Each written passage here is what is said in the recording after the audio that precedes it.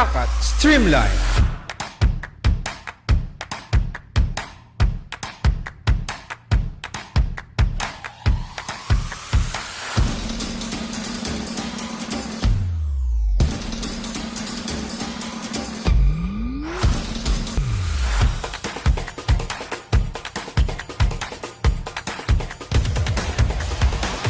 Palakat Streamline. Palakat Streamline.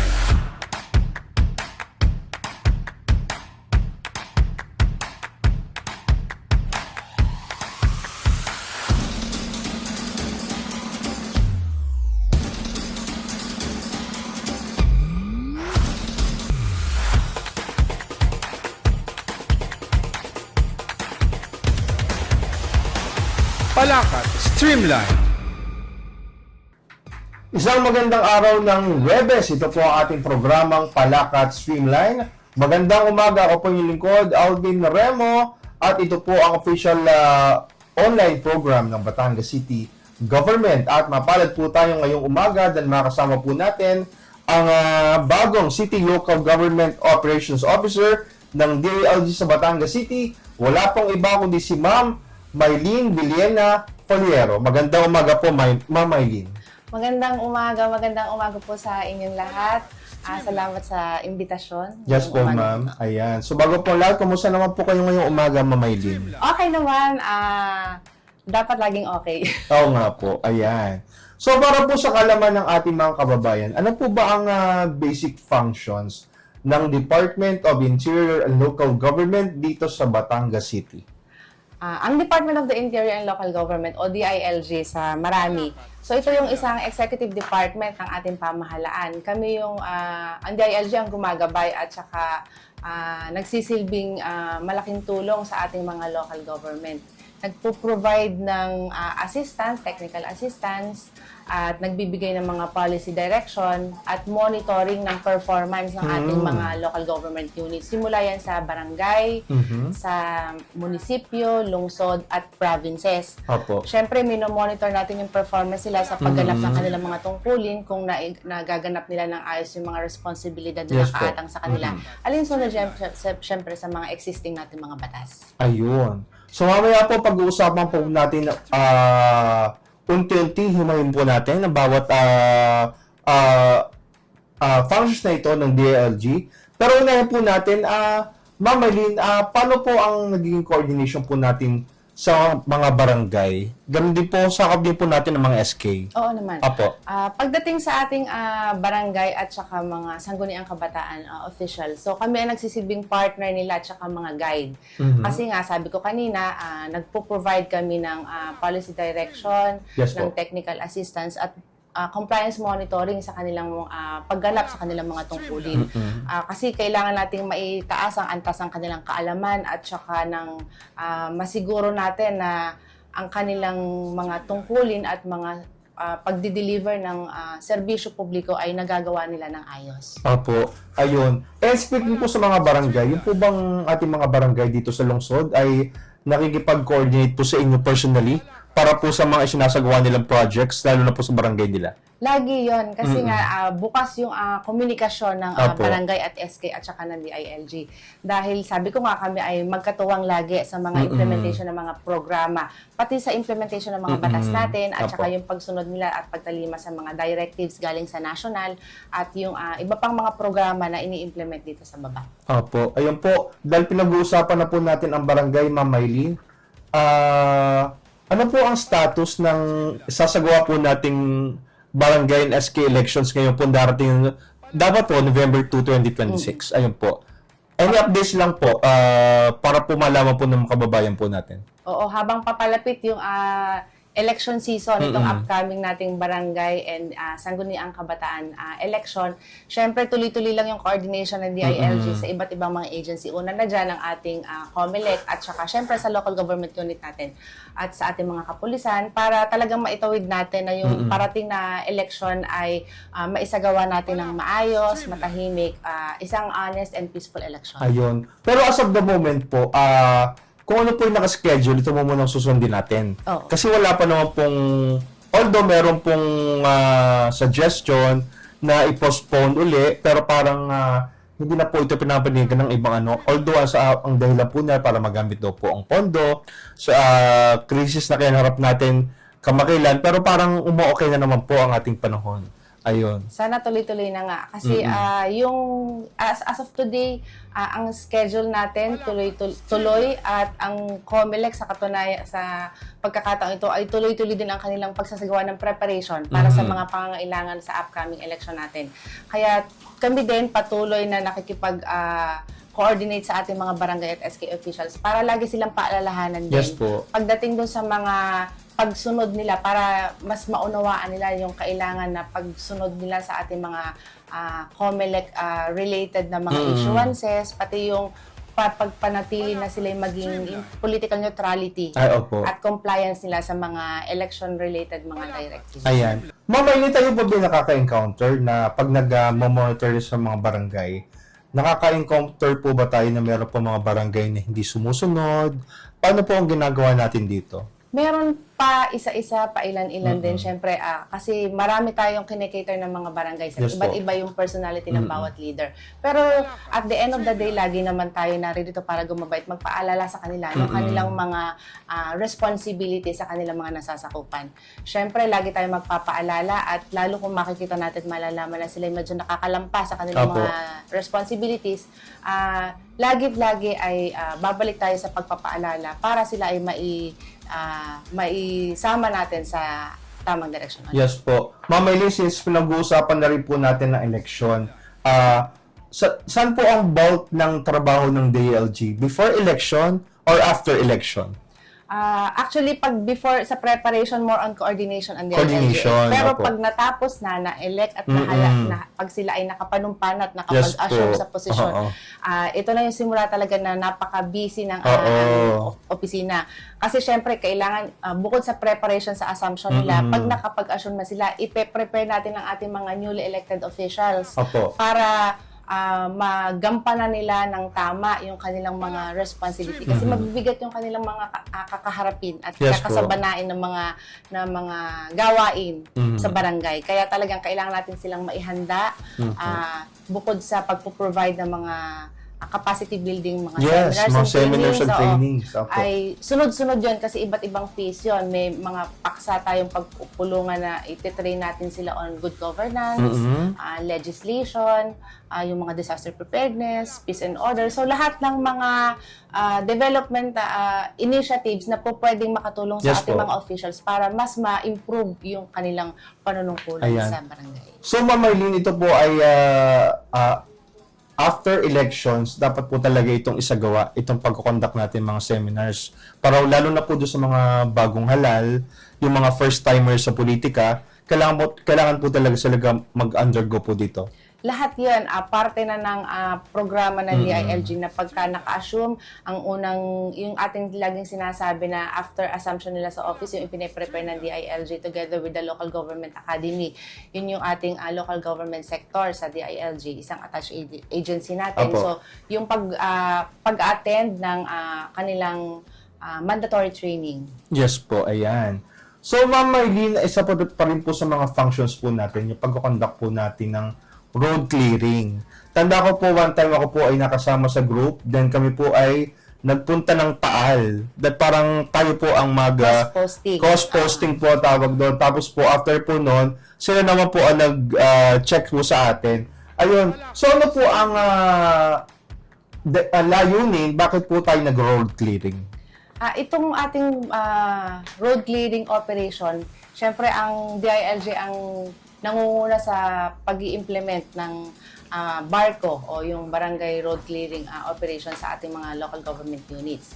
Kasi ang layunin nito talaga ay mapanatili na malinis at ligtas ang ating mga pampublikong kalsada para sa ating mga motorista at sa ating mga pedestrian. Siyempre, inaalis yung mga obstructions sa mga daanan ng tao at daanan ng sasakyan para masigurado natin na yung mga pampublikong daanan, kalsada at sidewalk ay nagagamit ng tama Depende kung ano yung purpose talaga niya. Kung sa sidewalk, so daanan ng mga pedestrian, at yung ating mga motorista ay doon naman sa Apo. kalsada. Pero naman, yung paano po natin ma-distinguish kung ito po ay obstruction sa kalsada?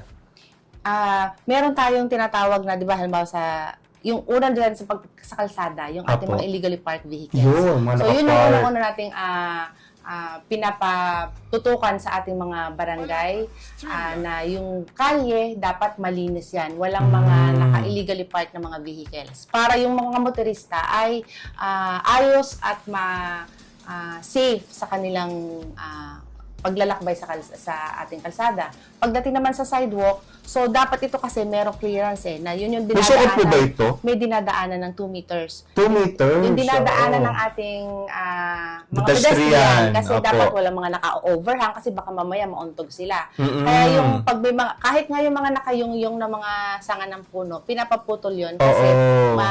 medyo magiging parang mapanganib yun para sa ating mga pedestrian. Ang waiting shells po ba ay obstruction? May ano yan setback na pag nilalagay sa mga sidewalk natin. So may setback para naman yung daanan ano pa rin, maluwang at So, depende malinis. po sa design ng waiting shed. At isang guidance din para dyan sa mga waiting shed natin, kung siya ay medyo malapit sa sidewalk, dapat yung ating mga, di ba yung height ng ating mga Yes fire po. trucks ay medyo matataas. Oo. So, dapat makakalusot siya para hindi Okay. naman sasabit. Ayan. So, yung po mga magtitinda, pwedeng obstruction din po sila. Oo, kasi, di ba usually ang ating mga vendors, Nasa sidewalk po. na o-occupy nila yung ating mga sidewalk. Kaya yung ating mga pedestrian, minsan ang nangyayari, Nadaan sa kalsada. naglalakad kasi hindi nila madaanan o magamit yung pedestrian, yung sidewalk natin na para sa kanila dapat, intended para sa ating mga pedestrian. Kaya talagang yung mga ating mga vendors, Apo. alis pag Apo. sila ay naka-obstruct sa daanan ng ating mga pedestrian. Kasi nga meron po silang tamang pwesto Oo. kung saan sila magtitinda. Kasi nga po ito pong ating sidewalk ay ginawa para sa mga pedestrian, para din maglakad. Oo, kasi pag sila ay hindi makadaan, hindi clear yung daanan nila sa sidewalk. So maglalakad sila sa kalsada, nagiging mapanganib ito para sa ating mga pedestrian. Baka makagit ng sasakyan. Tama. Opo. Pero may instance po na nakikita ko po sa Manila, hindi naman po dito, na yung pong sidewalk parang ginagawa ng nagiging bahay na. Nilalagyan ng mga pader. Kaya minsan talagang sakop na nila yung sidewalk. Kaya Ayun. naman tuloy-tuloy talaga ang pagmo-monitor namin sa implementation ng ating mga local government units sa pagdating sa implementation ng road clearing. Ayun. Para masigurado nga natin na yung mga pampublikong kalsada at saka sidewalk ay magamit ng ayos. Opo. Pero ito po bang road clearing, ito yung kailan po isinasagawa? Parang tanda ko yung huli ay parang post-pandemic, mga 2021 yata. Tuloy-tuloy ito. Actually, every month ay Every month po. tuloy-tuloy ang monitoring ng ng implementation ng ating road clearing. Okay. So, pag road clearing po ba ito yung mga main streets lang? O kahit po yung mga pabukid ay na-road clear din po Kasama natin? yon. Kasi Kasama. covered ito lahat ng mga barangay natin. Okay po. Meron po bang pagkakataon na meron bumabagsak sa road clearing operations? At kung meron po bumabagsak, ano po ang kaparusahan para po dito?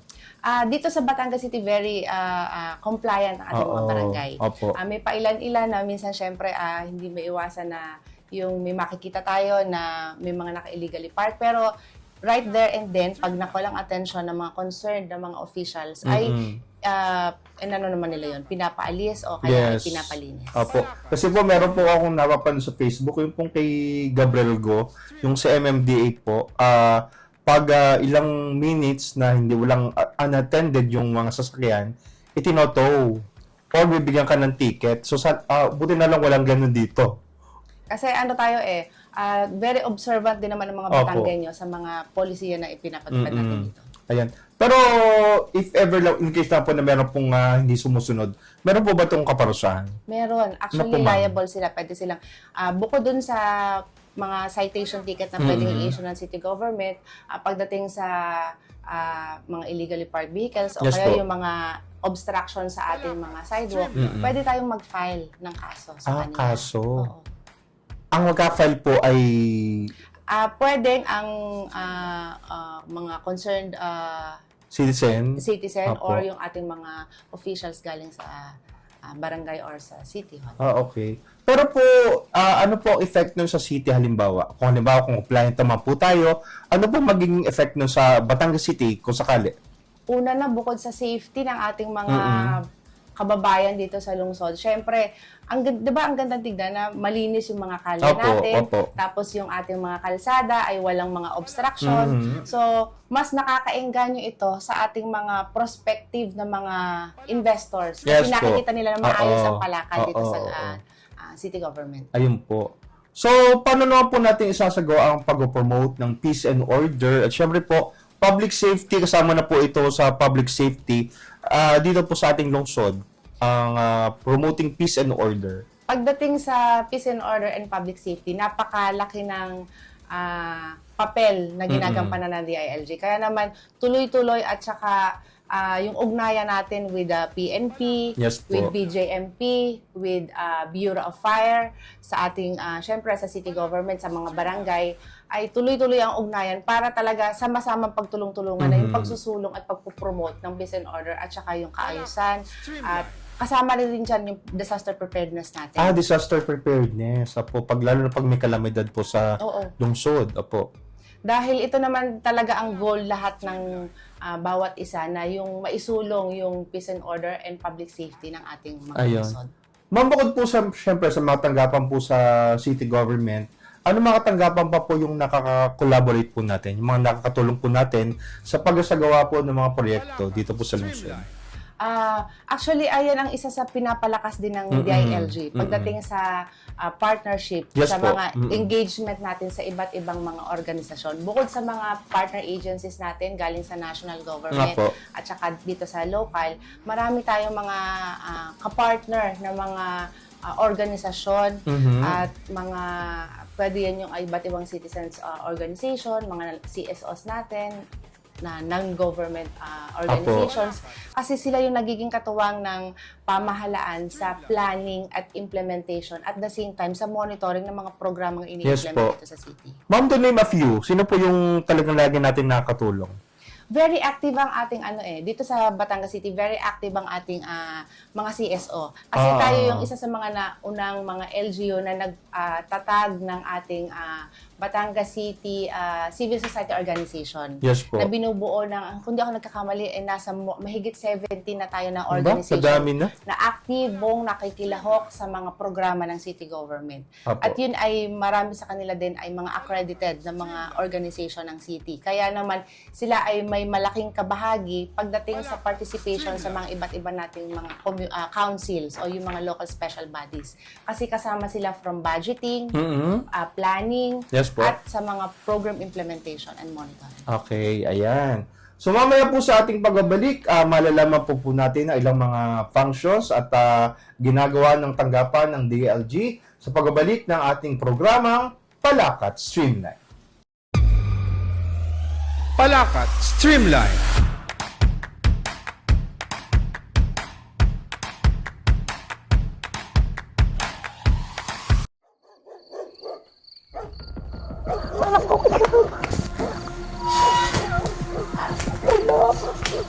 Pangulo!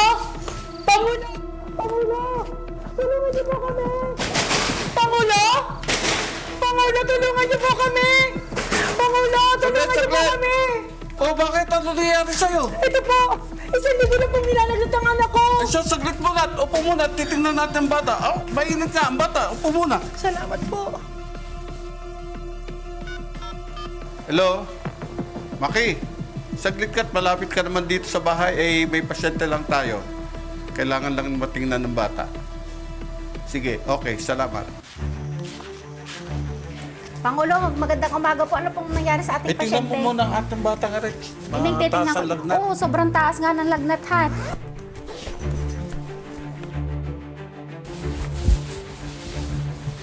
Mami, sobrang taas po talaga ng lagnat na 40.1 po. Pangulo, kailangan na po nating dalhin sa ospital ang bata.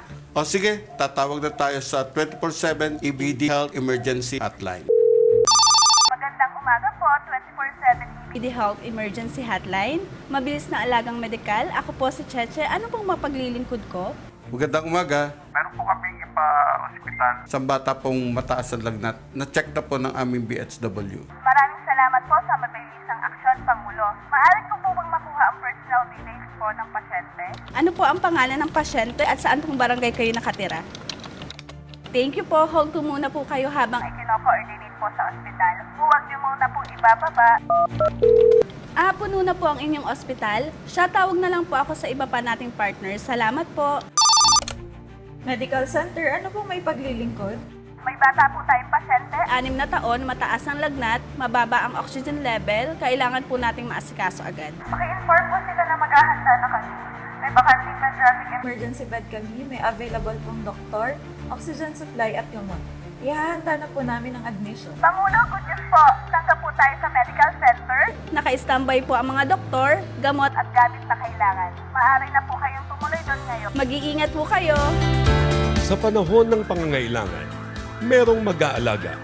Ang 24/7 EBD Health Emergency Hotline. Isang inisyatibo mula kay Mayor Marvy A. Marino, katuwang si Congresswoman Beverly Rose A. Dimacura, para ang bawat Batanggenyo ay mayroong mabilis na alagang medikal.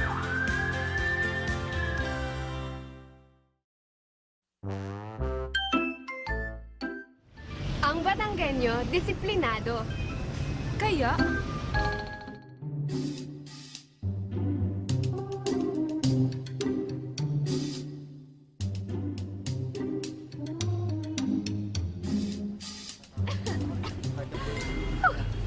Hoy mga kuya, bawal manigarilyo sa public places gaya nitong plaza, kalye at ibang public buildings. Bukod sa inyo, pwede rin pong magkasakit ang mga kalanghap nito. At alam niyo po ba na mahigpit na pinagbabawal ang paninigarilyo sa mga gantong lugar?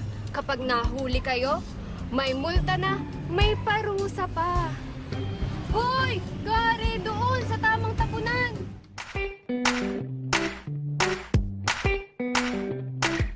Huwag nakamamatay! Doon lamang po tayo lumawid sa tamang tawiran at kung nakasignal ang traffic lights.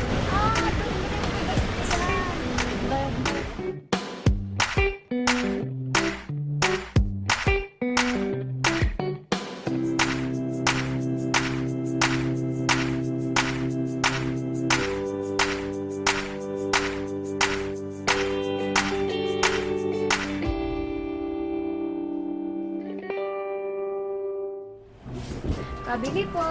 Magkano po itong mentos?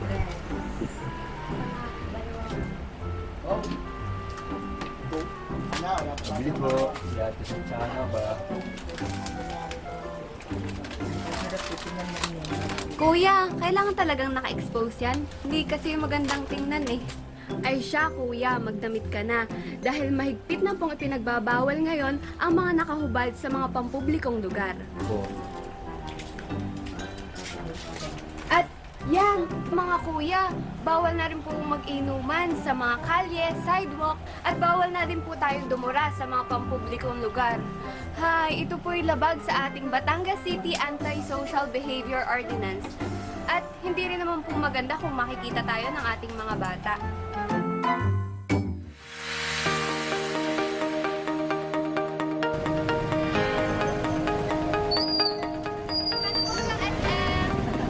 Ay nako, pasensya ka na Ineng. Kahit mas maganda ka, mas kukunin ko itong foreigner dahil trip lang kukunin ko pumasay sa kanila. Aba Manong, very, very wrong. Alam mo ba Manong, nabili ni Mayor, ay huwag nating sasamantalahin ang kanilang pagiging turista. Sa halip ay pakita natin ang mabuting pagtanggap sa kanila. Batanggenyo Hospitality Manong. Umayos ka Manong ha?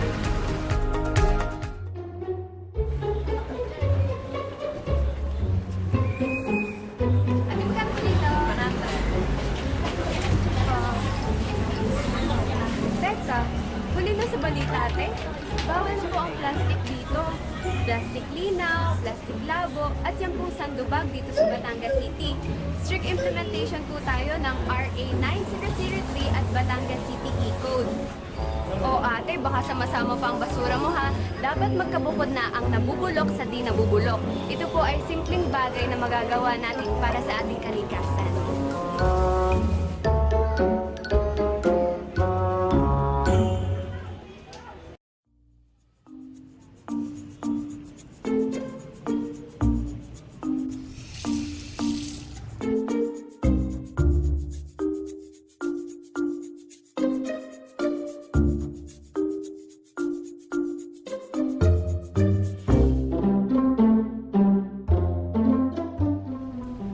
Sa'yo yan, te. Huwag mo angkinin ang hindi sa'yo. Yung hugot! Lagyan na lang natin dito ha kasi madami pang gagamit. Salamat po. Kaya naman, dapat ang bawat mamamayan ay huwaran ng lungsod.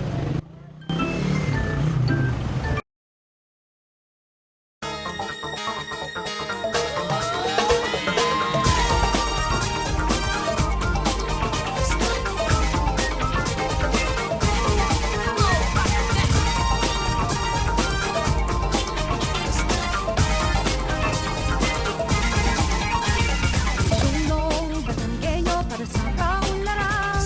Ako'y hubog sa mabuting aral.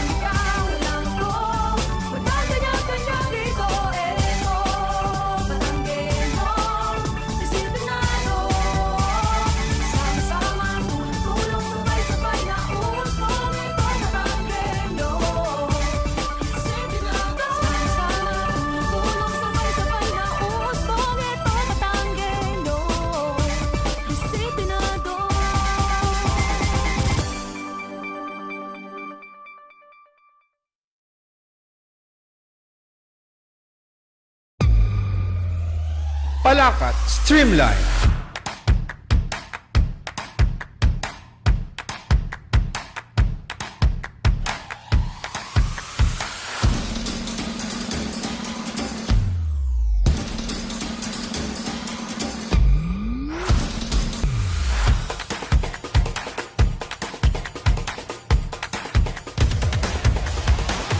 Palakat Streamline.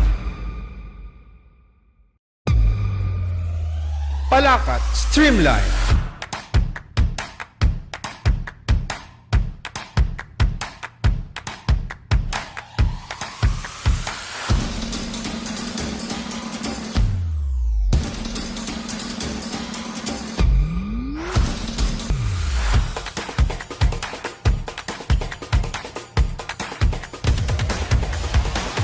Palakat Streamline.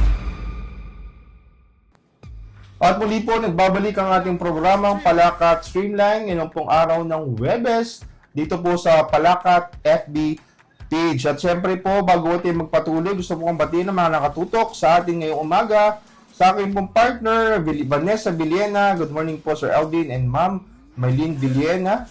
And good morning po kay Ma'am Maylene. Mula po kay Ma'am Emmy Lindo. Good morning din po mula kay Ma'am Feli Pagkaliwagan. At good morning po sa lahat. Mula kay Sir Marlon Di Makuha Belgarejo. Belated happy birthday, Kuya Marlon. Syempre po, good morning po, Sir Alvin. At sa inyo pong special guest, Ma'am Julieta. First name.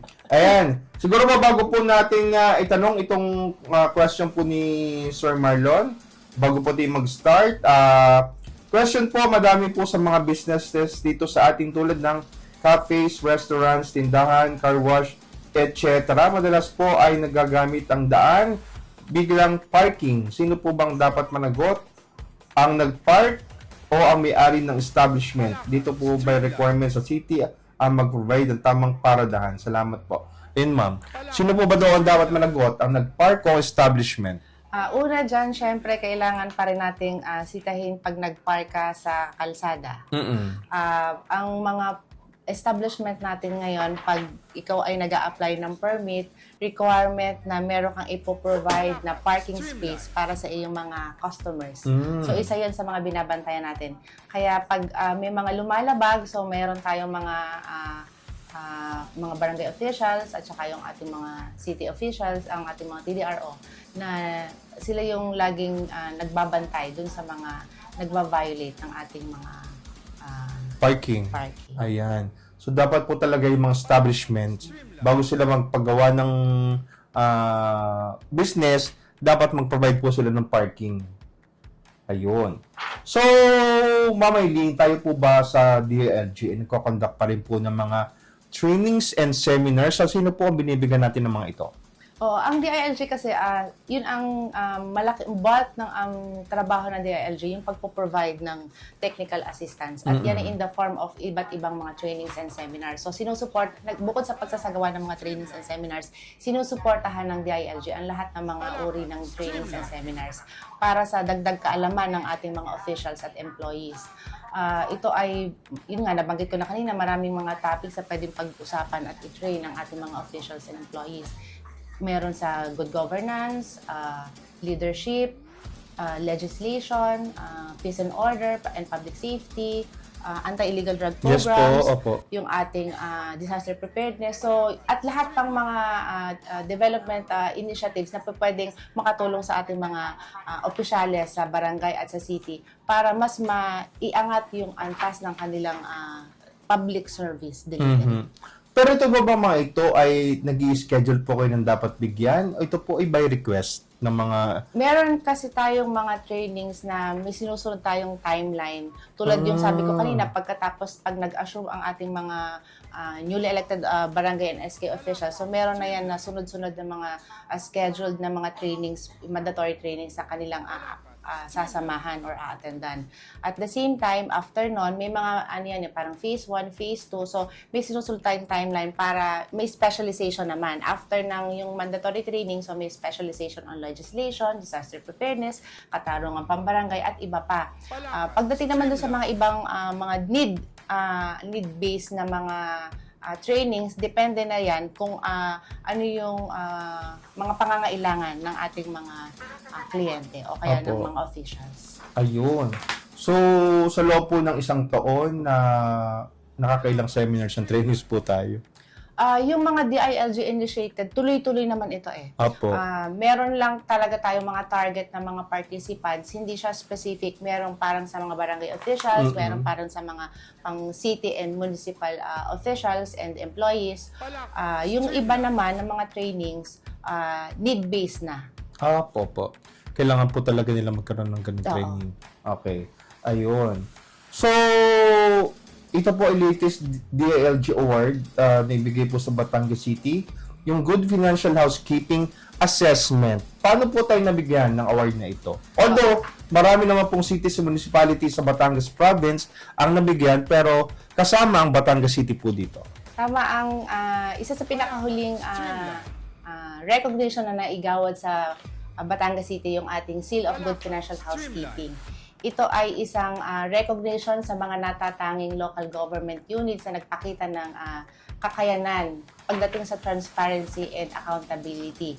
Ibig sabihin, yung sa pagmamanage ng pondo, ay maayos nilang nagagamit ito. At sa katunayan, yung gawad na pinarangal sa Batangas City ay nagpapakita na ang Batangas City ay nakapasa sa Financial Administration Standards ng pagdating sa maayos na paggamit ng pondo ng bayan. At pinapakita rin ito na talagang masigasig ang Batangas City at talagang nagsusumikap na patuloy na magampanan yung kanilang tungkulin pagdating sa pagmamanage ng pondo ng bayan para mas maging kapaki-pakinabang naman sa ating mga kababayan. Ayun. Ma'am Maylin, may segue ko lang. Ito po ba ay tulad po dati, nagkakaroon po ng PBB, mga empleyado ng gobyerno, pag may award po ang Batangas City. Paano po tayo makaka-acquire uli ng ganung award? Ang nagka-qualify sa ating yung performance-based bonus ay pag tayo ay kakapasa or nagagawaran ng ating Seal of Good Local Governance. Apo. Kaya lang sa kasalukuyan, ito ay medyo nakapark pa kasi pinag-aaralan pa sa itaas ang mga babaguhin ng mga sistema ng pag-i-implement ng ating SGLG. Kasi parang may mga pinupush na innovation pagdating sa implementation ng SGLG. At isa na nga po dyan ay baka maging term-based na yung magiging assessment pagdating sa SGLG. Pag term-based po, term po nino? So, yung 3-term, yung ating mga yung mga nakaupo po. Nakaupong local officials. So, magiging every 3 years. Ayan. So, bukod po sa recognition na ito, kahapon lamang nabasa ko, may bago po ulit yung recognition, yung para naman po sa mga barangay. Ano po ito? Oo, katatapos lang kasi ng ating BPOC or yung Barangay Peace and Order Committee Functionality Audit. At ang ating mga 105 barangays ay lahat ay nakapasa sa ating isinagawang audit. So, nagpapakita ito na yung kanilang pagtalima sa mga directives pagdating sa implementation ng mga peace and order and public safety programs ay nai-implement nila ng maayos. Pati yung mga ina-allocate nilang pondo para sa pagsasagawa ng mga programa na may kinalaman sa peace and order and public safety ay nagagastos at nai-programa ng ayos. Actually, ang malaking bahagi din ng pagkakapasa ng ating mga barangay pagdating sa BPOC audit ay may contribution niya kasi yung mas naunang natapos na POC audit naman sa city and municipal level, ang Batangas City ang nakakuha nakapagtamo ng pinakamataas na rating pagdating sa functionality ng POC. So sa buong probinsya yan ng Batangas. Opo. Ma'am, pansin ko lang, pag nagpo-post ng mga ginagawa, activities sa mga barangay, yung picture nila merong timestamp, may oras, ng venue. Sadya pong may requirement na gano'n? Oo, kasi ngayon lagi ang mga, pag nagmo-monitor na tayo, ang DILG ng mga compliances, sa city man yan o kaya sa barangay, laging naka-geotag yung mga photos para real-time talaga.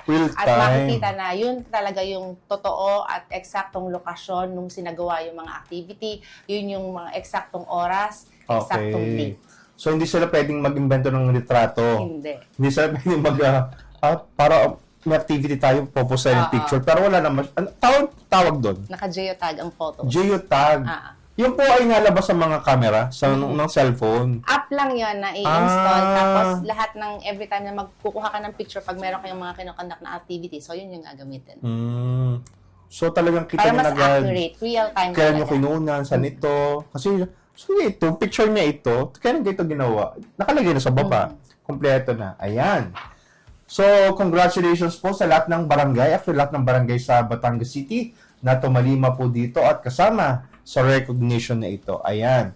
At isa pa rin po sa ating activity, ito pong Barangay Anti-Drug Abuse Council o BADAC. Ano po ito, ma'am? Ito yung mga committee ba sa barangay na isa rin sa tinututukan ng DILG na lalong palakasin ang kanilang kakayanan pagdating sa implementation ng mga programs para labanan yung illegal drugs. Ang ating objective ngayon ay more on drug demand reduction. So kaya lalong tinututukan natin at tinutulungan, ina-assist ang ating mga badak para mas paigtingin nila yung ating mga kampanya laban sa illegal na droga. So, yan ay sa pamamagitan ng sa planning process pa lang, tututukan yung mga programa pwede nilang i-implement sa mga barangay. Halimbawa, yung pag-i-intensify ng mga advocacy campaigns at mga trainings para sa ating mga badak members para sila rin ay makakaganap ng ayos sa kanilang mga Kasama rin po ba ang tanggapan natin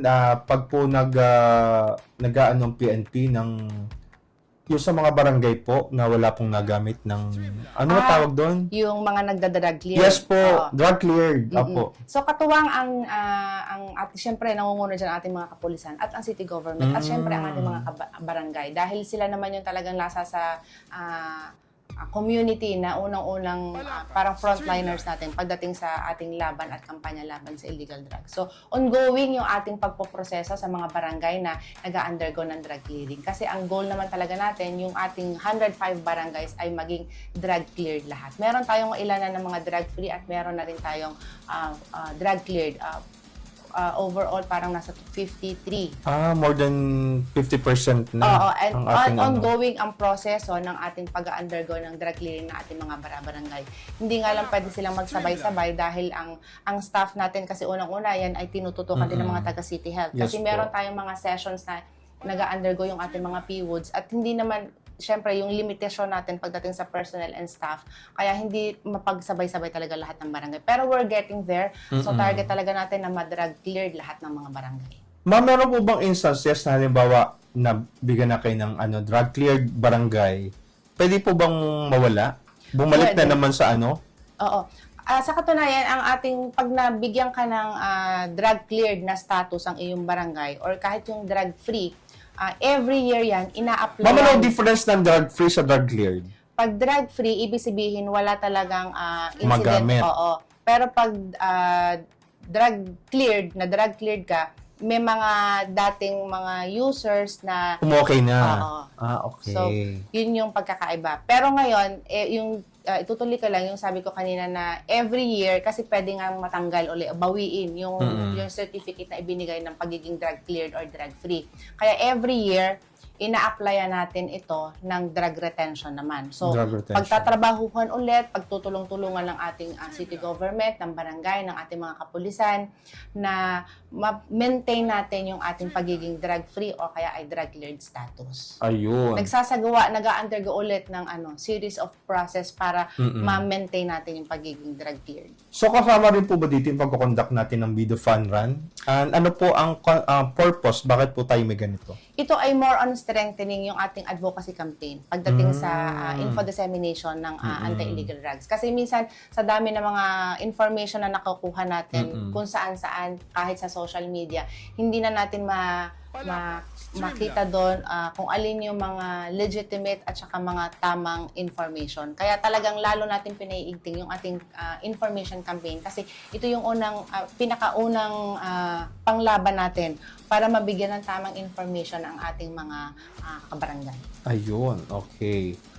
So, aside sa election na pinaghahanda po natin ngayong last quarter, November, meron pa po bang ibang programs or activities ang DILG na pinaghahandaan bago matapos ang taong 2026? Oo, we're now entering the second semester ng ating 2026. At habang papalapit yung pagtatapos ng 2026, ang DILG naman kasi ay tuloy-tuloy lang sa pagtatrabaho sa lahat ng mga naka-mandated na mga task na nakaatang sa DILG. Kasama dyan, unang-una yung capability building sa ating mga barangay officials, SK officials, kahit matapos man ang term nila, tuloy-tuloy naman ang ang capacity training sa kanila, capacity development trainings.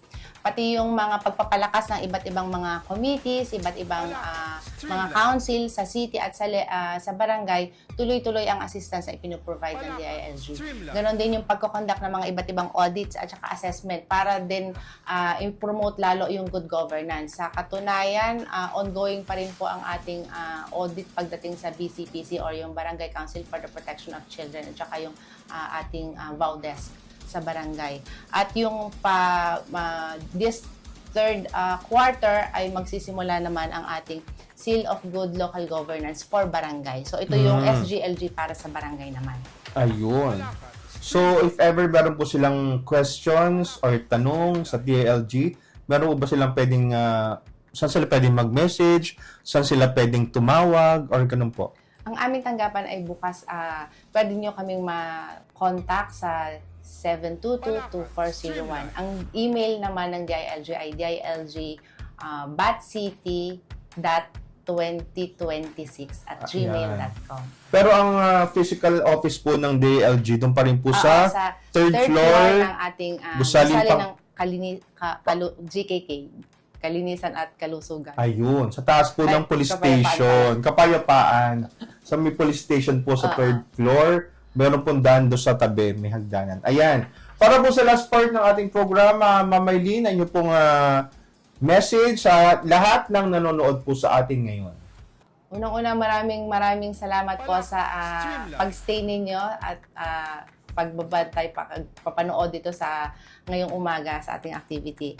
At syempre, mula naman po sa tanggapan ng DILG, so mananatili po kaming magbibigay ng public service na matino, mahusay at inyong maaasahan.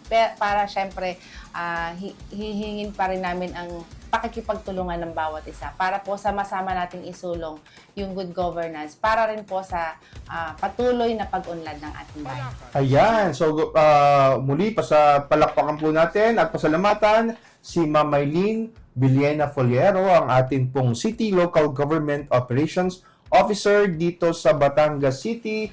At syempre po, gusto ko pong batiin si Mr. Roderick Mendoza na nanonood at nakikinig sa atin ngayong umaga ito. Good morning po sa lahat.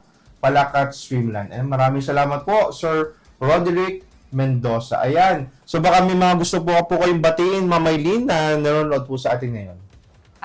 Siguro yung mga kasama ko sa office, si Jeric, si Sandra. Hi, Jeric. Si Julie, si Indri. Okay. Yung mga anak ko nasa bahay ngayon, walang pasok. Oo nga. Hello. Hello po. Thank you po. At syempre po, nasa barangay na nakatutok ngayong umaga. Ayan. Kayo po ba yung nakapunta na sa mga barangay ngayon? Oo, pero hindi pa lahat na ikutan. Hindi pa lahat. Pero nakapag-ikot na po kayo. Mga ilang barangay na ako nakapag-start na. Ayan.